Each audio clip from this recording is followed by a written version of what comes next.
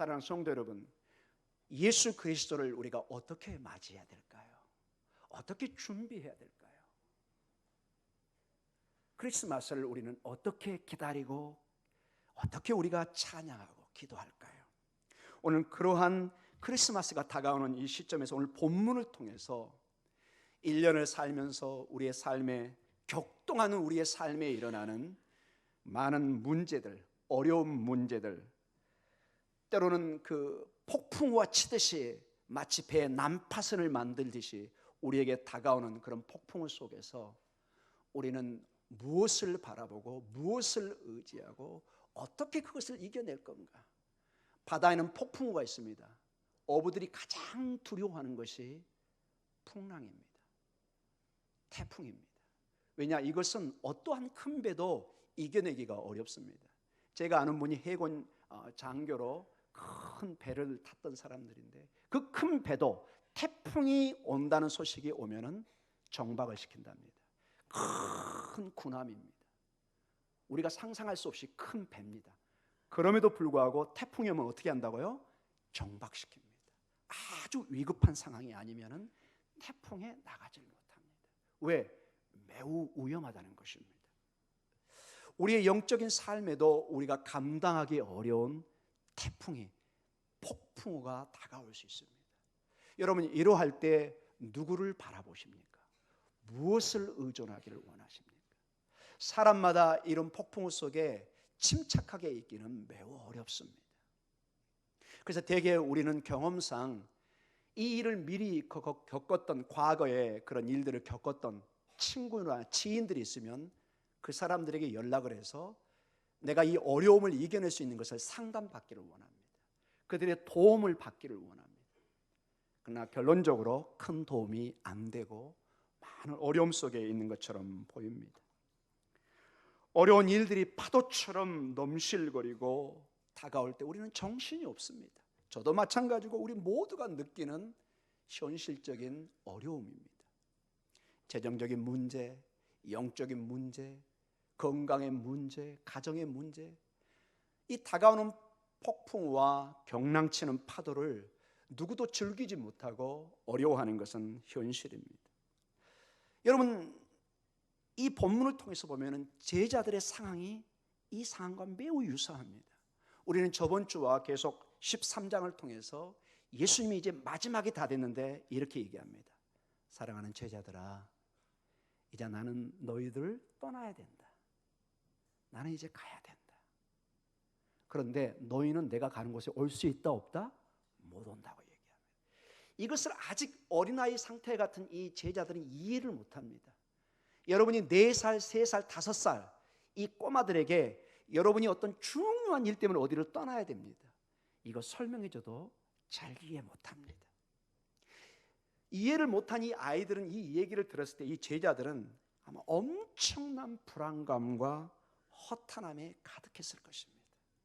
3년을 믿고 자기 가족을 어떻게 보면 버리고 직장을 다 그만두고 베드로 같은 거는 어부의 일들 다 그만두고 3년을 동고동락하면서 때로는 비난을 받아가면서 때로는 조롱을 받아가면서 정말로 예수님을 믿고 올인한다고 그러죠. 모든 걸 걸어서 도박한다면 모든 걸 걸고 재산을 다 걸어서 했는데 다 잃어버린 거나 마찬가지입니다.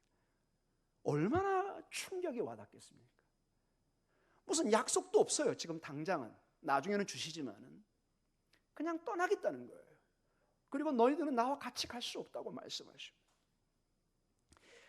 아무 대책 없이 예수님께서 떠나신다고 하는 것처럼 보여집니다. 아직은 이게 분명히 주님은 대책을 세워놨는데 이 어린아이와 같은 제자들은 아직 이것을 이해를 못합니다. 어머니 아버지가 아무리 설명해도 이게 아직 납득이 안 되는 것입니다. 제자들의 마음은 지금 완전히 뒤엉켜 있는 것을 보게 됩니다. 오늘 그래서 이 본문의 말씀은 매우 의미심장한 그 격동치는 폭풍과 같은 우리의 마음을 어떻게 우리가 진정시킬 수 있는가? 어떻게 이것을 통제할 수 있는가? 어떻게 우리가 이것을 탈출할 수 있는가? 이러한 방법을 주님께서는 아주 간단한 메시지로 복잡하게 설명하지 않습니다. 오늘 요한복음 14장 1절의 말씀을 통해서 그 답을 해결책을 주기를 원하십니다. 저는 이 요한복음 14장 1절과 3절 다음 주 오늘은 1절을 중심으로 말씀을 나누기를 원합니다. 오늘 이 1절에 그 폭풍을 치는 그 영적인 싸움 속에서, 아픔 속에서, 어려움 속에서 제자들에게 주신 말씀이고, 오늘 그 제자들의 후손인 교회와 성도인 우리들에게, 근심과 걱정에 때로는 부딪히는 우리들에게, 연약한 우리들에게 주님이 주시는 약속의 말씀, 믿음의 말씀, 생명의 말씀인 줄 믿습니다. 우리 1절 천천히 하나하나를 보면서 주님이 주시는 이 놀라운 도전을 우리가 받기를 원합니다. 우리 1절 같이 읽습니다. 너희는 마음에 근심하지 말라. 하나님을 믿으니 또 나를 믿으라. 아멘. 간단한 말씀인데 여기에 모든 것이 들어가 있습니다. 자, 먼저 너희는 마음에 무엇하지 말라? 근심하지 말라. 지금 제자들 보니까 다 보여요. 엄마 아빠가 보니까 이 어린 아이들이 얼마나 불안에 떠는지 여러분 눈동자만 봐도 알잖아요. 자녀를 보면은 이 아이가 어떤 상태인지 정상적인 부모라면 그 아이의 상태를 금방 알 수 있습니다. 벌써 얼굴이 불안에 떠는 얼굴로 탁 변해버립니다. 내 아이가 지금 너무너무 불안해하는 거예요. 그 음성 떠는 입술, 그 눈, 모든 그 상황 속에서 부모는 정확하게 읽어냅니다. 내 아이가, 내 딸이, 내 아들이 얼마나 지금 불안해하는지. 예수님은 뭐 말할 것도 없죠. 지금 제자들의 상태가 얼마나 황망한 상태인지, 그들이 얼마나 불안해한지를 정확하게 보고 있습니다. 근데 마음에 뭐하지 말라? 근심하지 말라. 이 번역이 잘 돼 있습니다. 근심하지 말라. 근데 이 단어를 깊이 들어가면 굉장히 깊은 뜻이 있습니다. 마음에 뭐하지 말라? 근심하지 말라. 근데 이 단어가 어떤 뜻에서 동일하게 쓰이냐면은 물을 휘젓다 이 뜻을 가지고 있습니다. 뭐를 휘저어요? 물을 휘저어요. 여러분이 물을 휘저어버리면 물이 어떻게 하죠? 요동치기 시작하죠. 흔들리기 시작하죠. 여러분 가만히 있는 물에, 호수에 돌을 던지면 거기에 파장이 생기잖아요. 가만히 있는 바다에 바람이 불면 파도가 생기고, 더 강한 바람이 불면은 이게 폭풍으로 변하면서 큰 파도가 생깁니다. 큰 배들이 항해할 수 없는 큰 파도로 변합니다. 지금 제자들의 마음이 어떤 상태라는 거예요? 폭풍우처럼 휘저어 있다는 거예요. 근심이라는 게 뭐냐? 여러 가지로 정의할 수 있는데 이 본문 요한복음 14장 1절에는 어떤 상태가 근심이냐? 우리의 마음이 폭풍우처럼 바람에 흔들려서 정박을 하지 못하고 있는 거예요. 제대로 이 배를 목적지를 향해서 갈 수가 없어요. 마치 여러분 정말로 큰 일이, 어려운 일이 갑자기 나에게, 내 가정에 떨어지면 어떻게 하죠? 우리는 뭐 한다고 그러죠? 넋이 나간다고 그랬죠?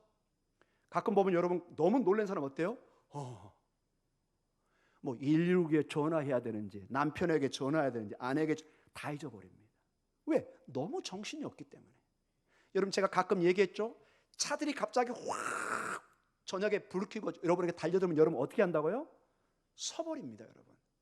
여러분 놀랍게도 사람이 피할 것 같은데 너무 놀라면 그냥 그 자리에 그대로 있어버립니다. 이렇게. 왜? 훈련이 안 됐기 때문에. 너무 놀라면 넋이 나갑니다. 그래서 여러분 우리 한국 속담에 그런 거 있잖아요. 호랑이에게 잡혀가도 정신만 차리면 산다. 얼마나 이게 경험 속에 나온지 모릅니다. 이 정신을 차리다, 내 마음을 정리정돈, 오더, 질서를 잡아가. 그래야 상황이 판단되고 해결책이 나옵니다. 근데 근심이 쌓이면 어떻게 되느냐? 내 마음이 여기서 폭풍우가 일어나면서 이리저리 흔들리는 거예요. 어디로 가야 될지 방향을 잃어버리고 어떤 해결책이나 강구책이나 어떤 것을 할 수가 없어요. 매우 중요합니다. 여러분 이 근심이 주님께서는 너무너무 우리에게 정확한 표현입니다. 사랑하는 성도 여러분, 이 근심이 깊어지고 이 근심이 깊어지면 결국은 우리에게 우울증이, 공황장애가 다가오기 시작합니다. 여러분 이 격동치는 마음을 계속 간직하면 잘 때마다 막 떨리고 식은땀이 나고 이게 지속되면 여러분 이제 병원에 치료받아야 되는, 약으로 치료받아야 되는 경우까지 가버린 경우가 많습니다. 이러한 상황, 근심이라는 것이 단순히 근심으로 끝나는 것이 아니라 절대적으로 우리의 삶에 심각한 영향을 주는, 마치 폭풍을 쳐서 배를 나가지 못하게 하고 파손시키는 것처럼 우리를 파손시켜버립니다. 그래서 근심은, 적당한 근심은 좋지만 이거에 사로잡히면은 이제 감당할 수 없는 결과로 연결이 되는 것입니다. 어떻게 근심을 이겨내느냐? 어떻게 우리의 마음을 잠잠하게 하느냐? 주님은 뭐라고 얘기하죠? 명령을 통해서 두 가지 명령을 줍니다. 딱 두 가지입니다. 뭐 여러 가지 철학적 설명하지 않아요. 뭐하고 물을 떠놓고 100일을 기도해라 이상한 얘기하지 않습니다. 간단하게 얘기합니다. 여러분 뭐라고 얘기하죠? 하나님을 믿으라. 또 나를 믿으라. 하나님을 믿으니 이렇게도 해석했는데 원문은 독립적입니다. 하나님을 믿어라. 또 나를 믿어라. 이렇게 얘기합니다. 여러분 하나님을 믿는 것이, 예수님을 믿는 것이 어떻게 근심 걱정을 이겨낼 수 있는 근본적 해결책이 될까요? 이게 이제 오늘 메시지의 핵심입니다. 여기 원문을 보면 여러분 하나님을 믿어라, 나를 믿어라, 제가 무슨 형으로 쓰고 있죠? 현재형으로 쓰고 있습니다. 여러분 이 얘기는 뭐냐? 우리는 많은 경우에 이렇게 착각할 수 있습니다. 예수님께서 너희 인생의 처음으로 너희들은 나를 믿어야 하느니라 이렇게 생각하는 사람도 많습니다. 주님은 그렇게 말씀하지 않으셨습니다. 제자들에게 지금까지 너는 이 말을 언뜻 잘못 들으면은 지금까지는 제자들이 안 믿었는데 이제 믿어야 된다, 이렇게 해석을 할 수도 있는 것입니다. 그렇지 않습니다. 제자들은 이미 예수님을 뭐하고 왔죠? 믿어온 것입니다. 과거에. 그래서 처음으로 갑자기 이 명령을 받고 믿는 것이 아니라는 것입니다. 주님은 너희는 이제부터 나를 믿어야 하느니라 이렇게 이 본문을 쓰지 않고 있습니다. 오히려 이 말에는 세 가지의 시간이 담겨져 있습니다. 이 원문을 자세히 보면은 너희들은 나를 믿어왔다는 것을 내포하고 있습니다. 따라해 볼까요? 너희들은 나를 믿어왔다. 이 말에 그대로 너희들은 이미 이 말을 주기 전에부터 나를 믿어왔다. 그 믿음을, 중요한 게 지금 계속하라는 것입니다. 따라해 볼까요? 지금 계속하라. 지금 계속하라. 과거의 믿음이 지금에 끝나는 것이 아니라 지금 계속합니다. 그리고 중요한 게 계속해서 나를 믿어라, 신뢰해라. 과거와 현재와 미래형 ing 이 모든 게 이 말 안에 놀랍게도 다 들어가 있습니다. 우리 번역에는 그냥 현재형적으로 명령으로 되어 있는데 깊이 들어가면은 뭐가 다 들어가 있다고요? 과거와 현재와 미래. 즉 우리 주님의 이 믿음은 알파와 오메가 되시는, 처음과 나중 되시는 그 주님께서 시공간을 초월하신 그분께서 우리의 모든 걸 지고 계시고, 우리도 과거에 믿어왔던 것처럼 그 믿음을 지금도 지속하고 계속해서 지속해야 될 것이 믿음이요, 이 믿음이 있어야 격동치는 우리의 마음, 근심을 이겨낼 수 있다는 것입니다.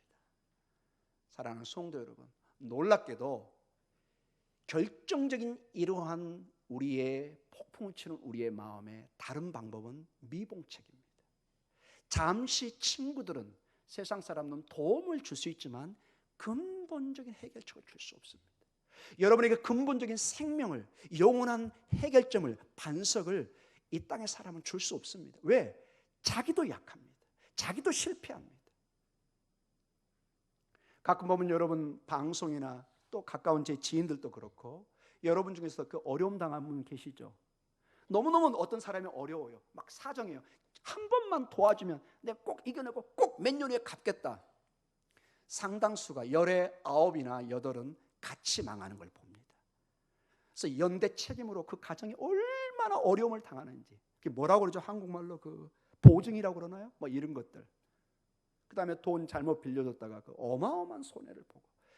여러분 안 됩니다. 여러분 우리 인간은 그게 어느 정도 해결될 수도 있지만은 상당수 우리의 삶의 경험을 통해서 보면은 얼마나 서로 어려워지는지. 내가 나빠서가 아니라 내 환경이 갚을 수 없는, 나도 망해버렸기 때문에 갚을 수가 없어요. 그 사람이 정말로 악의적으로 그런 것이 아니라 도저히 갚을 수가 없는, 도저히 건강적으로 회복될 수가 없는.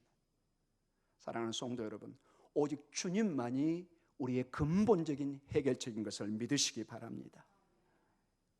우리 신앙에는 이런 말씀을 통해서, 이런 간단한 말씀이지만 핵심을 찌르는 이 말씀, 주의 말씀, 주님을 붙드시면서 어려울 때 가장 중요한 것이 주님 앞에 나와 기도하는 것이라는 것을 잊지 마시기 바랍니다.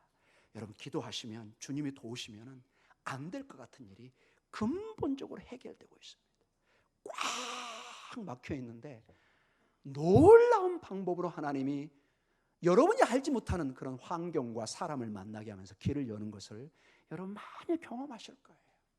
그때를 늘 기억하면서 답은 주님이시다, 이렇게 되새기시기 바랍니다. 사랑하는 성도 여러분, 폭풍의 해결책은 다시 한번 여러분 예수님을 믿는 것입니다. 그 외의 모든 것은 미봉책입니다. 사랑하는 성도 여러분, 다시 한번 여러분 한 가지 더 지목하고 싶은 것은, 이 어려울 때 여러분의 감정과 경험에 의존하지 마십시오. 그것을 다 버리라는 건 아니지만은 여러분의 감정이 여러분을 지배하기 시작하면, 여러분의 경험에 여러분이 맡기기 시작하면 궁극적으로 하나님의 인도하심을 놓칠 때가 많습니다. 여러분이 그 어려움에 감정으로 너무 빨려들면 이제 잠을 자지 못하기 시작합니다. 깜짝깜짝 놀랍니다. 전화만 와도 놀랍니다. 식은땀을 흘립니다. 밥을 먹어도 뭐가 되지 않아요? 소화가 안 됩니다. 몸이 빼샥빼샥 말라갑니다. 여러분 이렇게 제가 구체적으로 얘기할 때는 뭐가 돼 있다는 거죠? 저도 뭐 했다는 거예요? 그런 경험이 있다는 것입니다. 아이고 우리 목사님 얼마나 인생 사셨다고. 저도 살 만큼 살았습니다. 여러분 저도 유학을 하면서 얼마나 어려움이 있었겠습니까? 빼샥빼샥 마릅니다. 아무리 위로하는데 근심이 쌓이면 잠이 안 와요. 그리고 제가 어떻게 자는 줄 아세요? 새우처럼 잡니다. 나도 모르게. 내 몸이 그렇게 반응을 해요. 편하게 자라고 그러는데 나중에 근심 속에 이렇게. 그리고 늘 제 말에 뭐가 붙느냐? 아이고, 한숨이 늘어나요. 자기도 모르게. 아이고 어떻게 하지? 어떻게 하면 좋을까? 사랑하는 성도 여러분, 예수의 이름으로 다시 서시기 바랍니다. 한숨이 아니라 그때는 기도하라는 소리입니다. 결국 기도로 나올 때 전능자의 손이 있지 않습니까, 여러분? 여러분 그럴 때 주님이 기도하라고 얘기하지 않습니까? 이게 여러분 우리 신앙의 신비요, 세상 사람은 도무지 이해할 수 없는 신앙의 역설적인 진리입니다. 고난 가운데 있지만, 폭풍 가운데 있지만 그것을 지켜줄 주님이 그때 보이기 시작합니다. 다 막혔는데 희미한 구름 사이로 햇살이 비추기 시작합니다.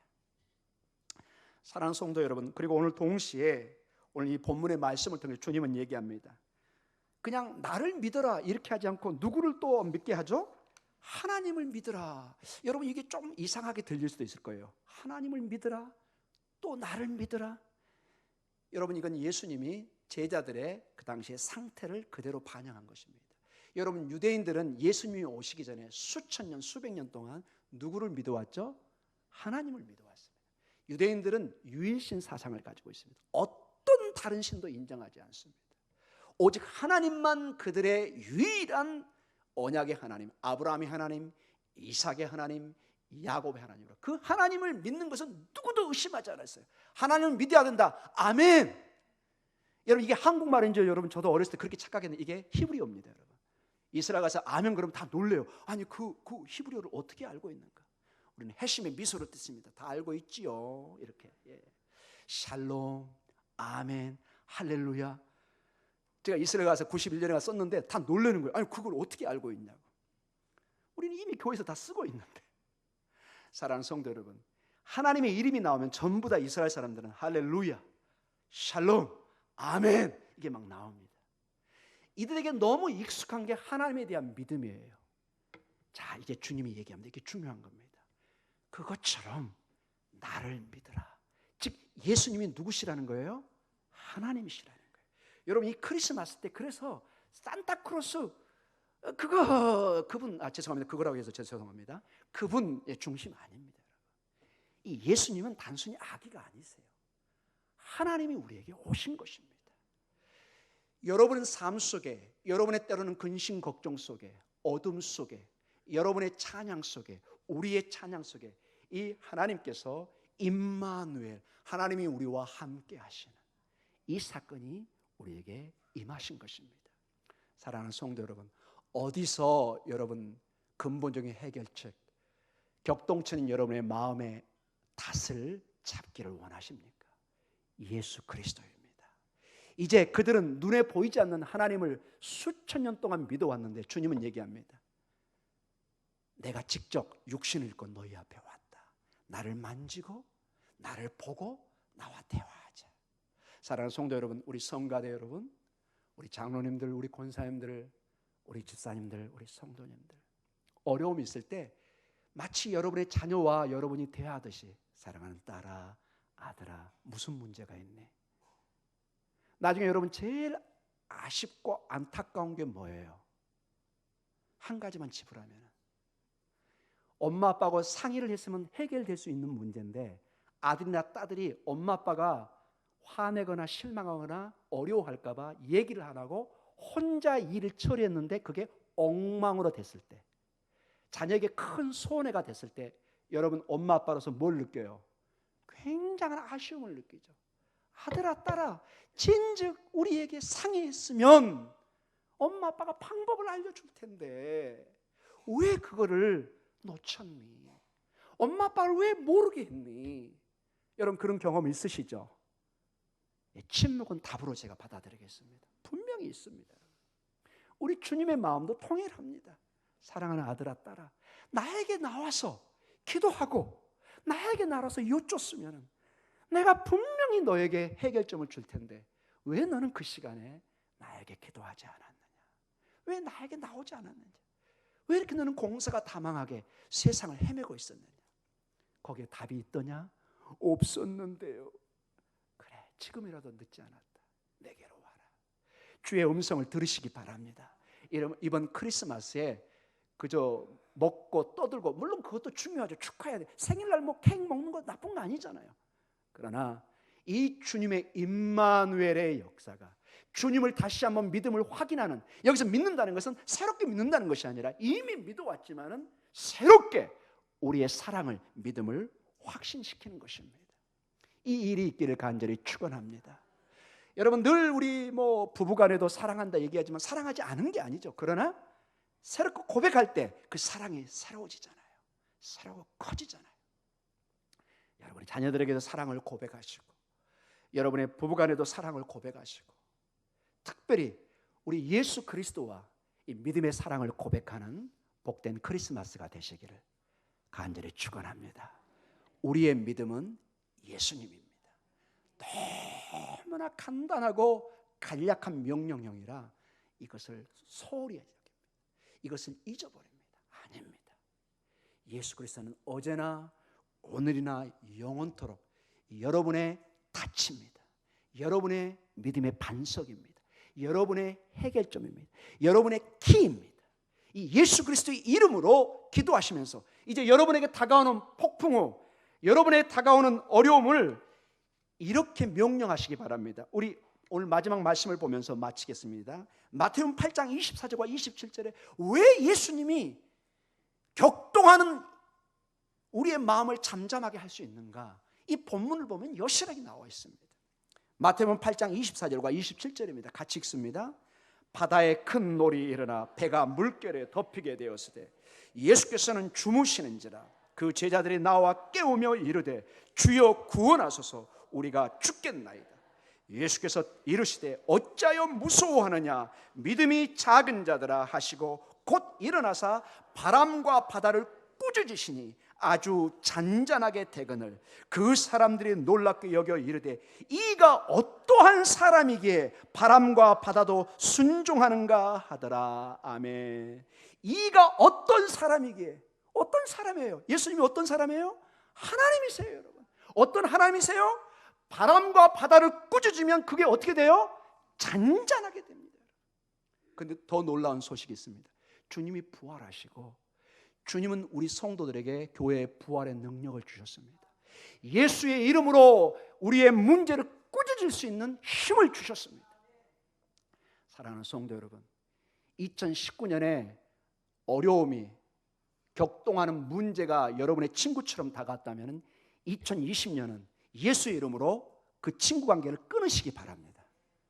근심 걱정아, 너는 내 친구가 아니다. 물러가라, 잠잠하라, 저리 가라. 예수의 이름으로 물리치시기 바랍니다. 주님은 부활의 능력을 교회에게 주셨습니다. 나는 내 명령으로 이걸 할 수 없지만 예수의 이름으로 꾸짖으시고 잠잠하게 여러분 선언하시기 바랍니다. 문제가 떠나갈지어다, 질병아 떠나갈지어다. 예수의 이름으로 오늘도 믿음의 용기로 일어서는, 나를 따르는 주의 음성을 들으며 예수만을 믿고 승리하는, 그리고 크리스마스를 준비하는 여러분 되시기를 주님의 이름으로 간절히 축원합니다. 우리 기도하겠습니다.